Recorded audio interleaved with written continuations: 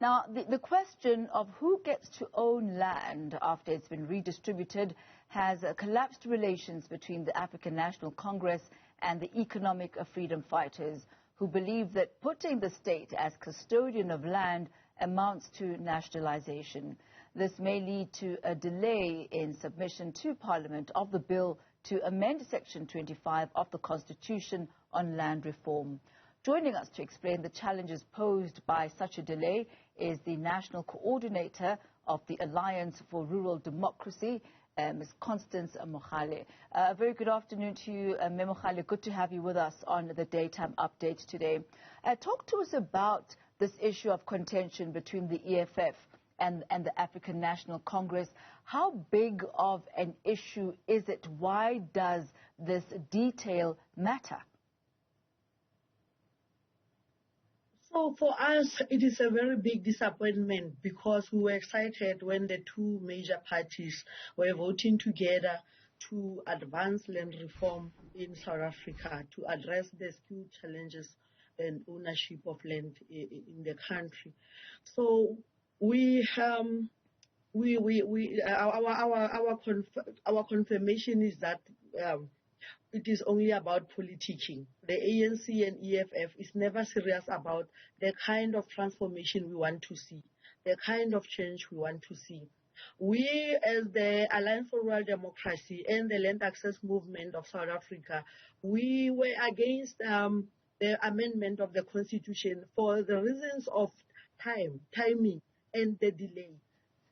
Ever since 2015, we have been debating this. Now they are collapsing. They are arguing against each other, and we see it as it's about their ego, because they could have done some processes in terms of what Kgalema Motlante's high-level panel has recommended on the Redistribution Act framework and amending Section 25, implementing Section 25 rather than amending. It would have been a parallel process.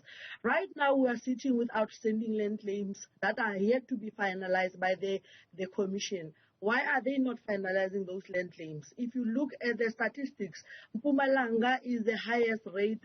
There's higher outstanding land claims that is yet to be finalized, followed by Limpopo and the other provinces. So if they could accelerate the finalization of the land claims that were lodged according to the Restitution of Land Right Act, and while they are still deciding whether they want to amend and open up the 1913, the pre-1913, they could do something. There is also the Land Court Bill, which is under discussion, and the Expropriation of Land Appropriation Bill, which is under discussion. Let them finalize those ones and make sure that there is a movement, there is a change. Even if it is in a slow place, there is something that they do. But what they do is argue among themselves, worry about their own egos, about who initiated this and who didn't initiate this. And looking at them, it is very disappointing. I must say, Ms. Mogale, that the chair of the ad hoc committee, Ndate Mathole Motshekga, said that this process is not necessarily going to be delayed in the sense that it's already out for public comment. So the public is able to comment on this, and the public has been given 3 weeks in order to come back with their particular comments regarding this particular bill. But the problem here is going to arise when it needs to be passed in Parliament, as in who will vote for it and who will not in the current state that it's in right now. But as the Alliance for Rural Democracy, what do you believe will serve the people of the country better? That land is owned by the government, thus a nationalization process, or that land is owned by individuals? What is your comment or your view on that? So we have no definite answers, really, because right now inside our forums we are debating the kind of tenure that we want for our people. We don't believe in the individual titling, because we believe that it is the World Bank stance of driving their own project, and it is not going to benefit people. We know that our customary land rights is owned communally. They are inherited communally, and there's power dynamics within and amongst the families and the communities. Therefore, individual titling is not a solution.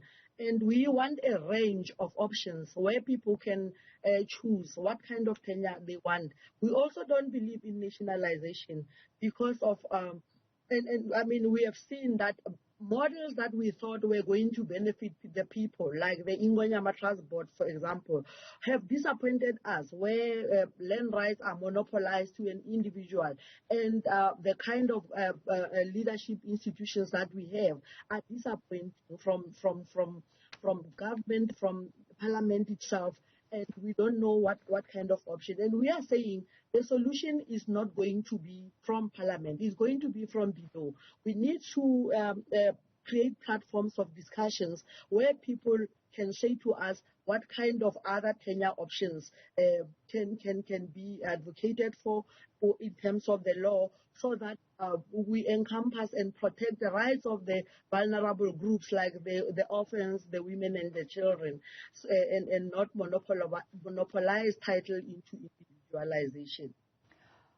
Post the land being granted to landowners or granted to the people who are going to be working on the land, what do you believe are the structures that really need to be in place to ensure that there is a legitimate agrarian reform and an agrarian transformation, that those who get access to the land are able to work the land profitably and also for generations to come? So the argument from the Program for Land and Agrarian Studies and other studies and other submissions that were made on expropriation of land rights, of land without compensation, was that we need to do a mapping of the land needs, the different land needs that are in our country. Who needs land and for what?